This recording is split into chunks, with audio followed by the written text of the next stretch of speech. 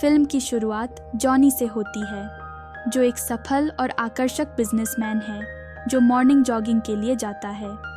अपने polish look के बावजूद वह वास्तव में थोड़ा महिलावादी है। वह अक्सर कम उम्र की महिलाओं को रिझाने के लिए अलग अलग तरह के नाटक करता है। बाद में कंट्री क्लब में उसका दोस्त फैबियो जॉनी की महिलाओं को फंसाने के लिए इस्तेमाल की जाने वाली कई नकली पहचानों के बारे में बता देता है। जॉनी मजाक में कहता है कि शायद उसकी पत्नी भी उसमें दिलचस्पी रखती है। अपने दोस्त डेरियो के साथ लंच के दौरान, जो उसका डॉक्टर भी है, वे जॉनी की हरकतों पर चर्चा करते हैं। डेरियो उसे अपनी उम्र को देखते हुए एक परिपक्व महिला के साथ सेटल डाउन करने की सलाह देता है, लेकिन उनकी बातचीत एक फ़ोन कॉल से बाधित हो जाती है।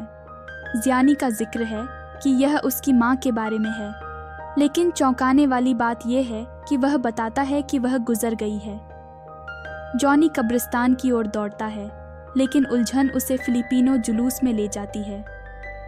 जल्दबाजी में माफ़ी मांगने के बाद वह सही जगह ढूंढ लेता है। अंतिम संस्कार में जॉनी का जुड़वां भाई एक भावपूर्ण विदाई देता है, लेकिन ज़ियानी अपनी बारी छोड़ देता है। अंतिम संस्कार के बाद जॉनी को अपनी माँ का घर विरासत में मिलता है। पारिवारिक तस्वीरों के बीच वह उसकी व्हीलचेयर में यादें ताज़ा करता है। एक नई पड़ोसी अलेसिया उसे चौंका देती है। वह विकलांग व्यक्तियों की सहायता करती थी और जॉनी की मदद की पेशकश करती थी, जो तुरंत ही विकलांग होने का नाटक करता है। वापस काम पर जॉनी का निर्दयी पक्ष सामने आता है, क्योंकि वह अपनी टीम को डांटता है। पैरालंपिक एथलीटों के लिए जूलिया के मार्केटिंग प्रस्ताव को अस्वीकार करते हुए वह उसे वहीं पर निकाल देता है। फिर वह अपनी माँ के घर की ओर दौड़ता है। जॉनी अपनी नकली अपंगता का फ़ायदा उठाकर एलेसिया को कॉफ़ी पीने के लिए मना लेता है, लेकिन बातचीत से पता चलता है कि उसे एक अलग तरह का लड़का पसंद है। मौका निकलता देख जॉनी एक सफल व्यापारी के रूप में अपनी असली पहचान बता देता है। एलेसिया का रवैया बदल जाता है और वह उसे लंच के लिए अपने देश के घर आने का न्योता देती है। वीकेंड पर वह बताए गए पते पर पहुंचता है, लेकिन अपनी कार को दूर खड़ा करने का फैसला करता है। आसमान में बादल छाते देख वह रेनकोट पहन लेता है और खुद को घर तक ले जाने के लिए काफ़ी मशक्कत करता है। अंदर वह एलेसिया के परिवार से मिलता है, जिसमें उसकी बहन चियारा भी शामिल है, जिसे चलने में परेशानी होती है। खाने के बाद वह और चियारा बाहर बातचीत करते हैं। चियारा खेलों के प्रति अपने जुनून और एक वायलिन वादक के रूप में अपने पेशे के बारे में बताती है। हालांकि बहुत दिलचस्पी न लेते हुए वह विनम्रता से सिर हिलाता रहता है और बातचीत में ज़्यादा योगदान नहीं देता। रोम लौटने पर वह अपने दोस्तों से चियारा के बारे में बात करता है। उसका डॉक्टर दोस्त डारियो उसके व्यक्तित्व के बारे में पूछता है, जबकि अन्य लोग सोचते हैं कि क्या वह आकर्षक है। वह मानता है कि वह सुंदर है, लेकिन यह भी कहता है कि उसे चलने में परेशानी वाली महिलाओं के प्रति आकर्षण नहीं है। इसी दौरान एलेसिया जॉनी की माँ के घर उसका रेनकोट वापस करने जाती है, लेकिन वहाँ उसे जान के धोखे का पता नहीं चलता है। वह जॉनी के बोत्सवाना में किए गए दान के काम के बारे में बताती है और उसकी अपंगता के लिए सहानुभूति व्यक्त करती है। जॉनी का भाई चौंक जाता है, लेकिन उसका साथ देता है। बाद में वह अपने भाई से झूठ के बारे में पूछताछ करता है और उससे इतना नीचे गिरने का आग्रह नहीं करता। हालांकि जॉनी उस विषय को टालते हुए उसके गंजेपन के बारे में मजाक उड़ाता है। अगले दिन काम पर जाने से पहले वह चियारा के लिए एक संदेश छोड़ता है और उसे शनिवार के लिए बाहर घूमने के लिए कहता है। अपने आश्चर्य के लिए चियारा उसी सुबह उसके ऑफिस आ जाती है। वह बिना व्हीलचेयर के असहज होकर अपने डेस्क पर बैठ जाता है। चियारा बताती है कि वह शनिवार को नहीं आ पाएगी, लेकिन उसे उस दिन बाद में विकलांग एथलीटों के लिए होने वाले टेनिस टूर्नामेंट को देखने के लिए आमंत्रित करती है।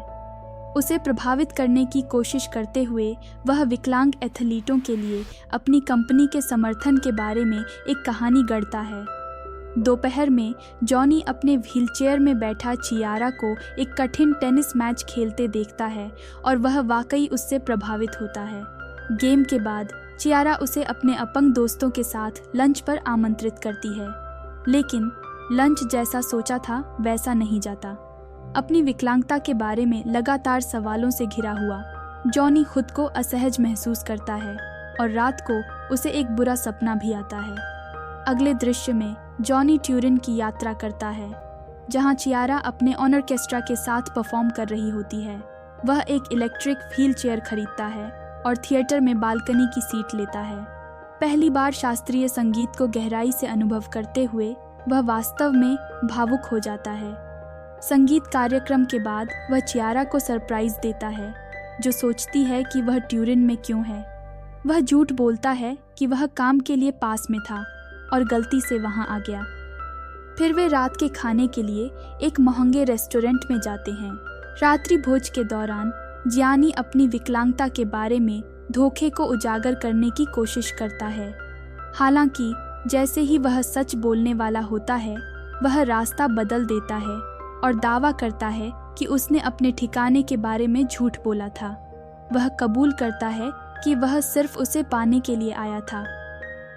रात्रि भोज के बाद चियारा उसे अपने होटल ले जाती है, जहां वे एक चुंबन साझा करते हैं, लेकिन वह आगे की अंतरंगता को रोक देती है, जिससे जियानी निराश हो जाता है। ट्यूरिन से लौटकर डेरियो से अपंग लोगों में इरेक्शन के बारे में पूछता है। डेरियो शारीरिक पहलू की व्याख्या करता है। यह रेखांकित करता है कि चियारा की खुशी उसकी रीढ़ की हड्डी की चोट के स्थान पर निर्भर करती है। वह जियानी को उम्र का हवाला देते हुए उसे बेडरूम को भूल जाने की सलाह देता है, लेकिन जियानी उसे हल्के में ले लेता है। अगले दृश्य में जॉनी अगले दिन चियारा को रात के खाने पर आमंत्रित करता है, जबकि वह सुबह की दौड़ के दौरान मिली लड़की को ले लेता है। इस बीच चियारा की अपनी बहन के साथ दिल से बात होती है। वह इस बात से खुश होती है कि जियानी उसे सिर्फ एक दया की पात्र नहीं, बल्कि एक पूरी इंसान के रूप में देखता है।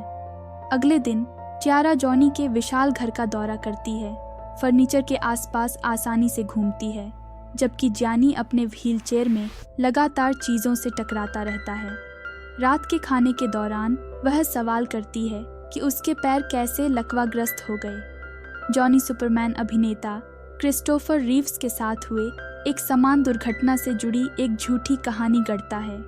हालांकि चियारा उसे सही करते हुए कहती है कि रीव्स गर्दन से नीचे लकवाग्रस्त था। अपना मुंह बचाने की कोशिश में जियानी दावा करता है कि वह एक टट्टू से गिर गया, जिससे चियारा खुश हो जाती है। एक कार दुर्घटना में चोट लगने के बाद चियारा अपने पैरों को हिला नहीं पाती है। ज्ञानी उसे खुश करने के लिए बाढ़ वाले कमरे में तैरने के लिए एक रबर नूडल लाता है। वो दोनों करीब आते हैं, लेकिन बाढ़ का पानी कम होने पर कियारा बताती है कि उसे अपने पैरों में कोई महसूस नहीं हो रहा। ज्ञानी भी घबरा जाता है, क्योंकि उसे सिर्फ अपने माथे में ही कुछ महसूस हो रहा होता है। जब कियारा सो रही होती है तो ज्ञानी चुपके से उसका और अपना एक सेल्फी लेकर अपने दोस्तों को दिखावा करने के लिए ले जाता है। अगले दिन वो ये फोटो दिखाता है और फाबियो के साथ लगी शर्त जीत लेता है, लेकिन कियारा की हालत के बारे में कुछ नहीं बताता। बाद में फाबियो की पत्नी ज्ञानी के घर आती है और गलती से एक गिलास तोड़ देती है। वो मजाक में खुद को किसी अपंग इंसान की तरह भद्दा कह लेती है।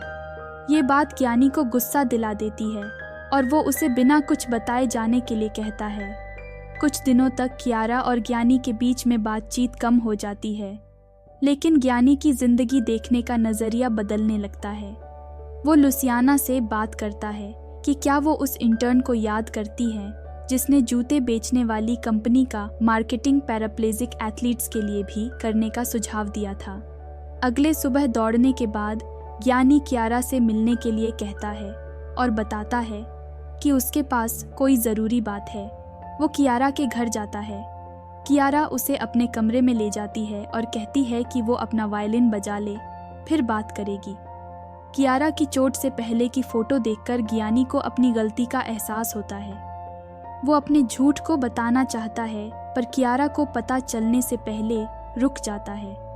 कियारा ज्ञानी के अच्छे व्यवहार को देखती है और दोनों एक दूसरे के करीब आते हैं।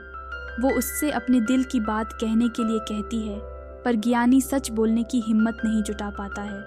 चियारा हंसते हुए अपने पूर्व प्रेमी का जिक्र करती है, जिसने दुर्घटना के बाद उसे छोड़ दिया था। थोड़े गुस्से के साथ वो ये भी बताती है कि धोखा उसे शारीरिक दर्द से ज़्यादा चोट पहुंचाता है। ये सुनकर ज्ञानी डर जाता है और अपने राज को फिलहाल छिपाने का फैसला करता है। बाद में चियारा उससे अपने दोस्तों से मिलवाने को कहती है। ज्ञानी मान जाता है और डेरियो और लूसियाना को डिनर पर बुलाता है।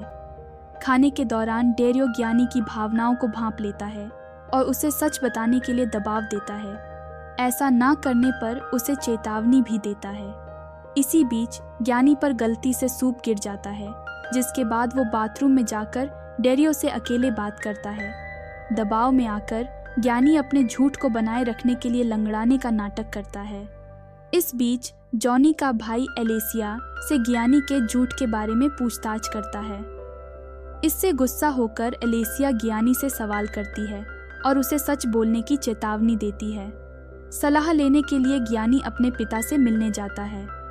उसके पिता अपनी पिछली गलतियों पर पछतावा करते हैं और ज्ञानी को सच बोलने के लिए कहते हैं। लेकिन ज्ञानी को डर है कि सच बताने से चियारा उससे प्यार करना बंद कर देगी, क्योंकि वो चियारा के लिए भावनाएं रखने लगा है। उनकी बातचीत लुर्द, एक धार्मिक स्थल की यात्रा की खबर से रुक जाती है। इसके उल्टा एलेसिया चियारा को ज्ञानी के लिए मना करती है। इसी बीच ज्ञानी एलेसिया और चियारा को लुर्द की यात्रा पर चलने का बुलावा देता है। वो चमत्कार की इच्छा जताता है। अपने राज को छिपाने से थक कर चियारा सबको चौंकाते हुए ये बता देती है कि वो जानती है कि ज्ञानी चल सकता है।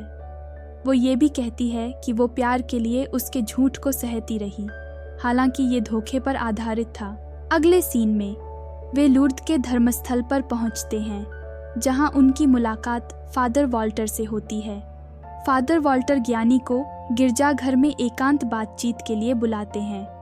वहां पहुंचने पर फादर वॉल्टर ज्ञानी को उसकी असलियत के बारे में जानने की बात कहते हैं। जवाब का इंतजार किए बिना फादर वॉल्टर ज्ञानी को सार्वजनिक रूप से चलने की क्षमता जाहिर न करने की चेतावनी देते हैं, क्योंकि इससे लोगों को झूठे चमत्कारों में विश्वास हो सकता है।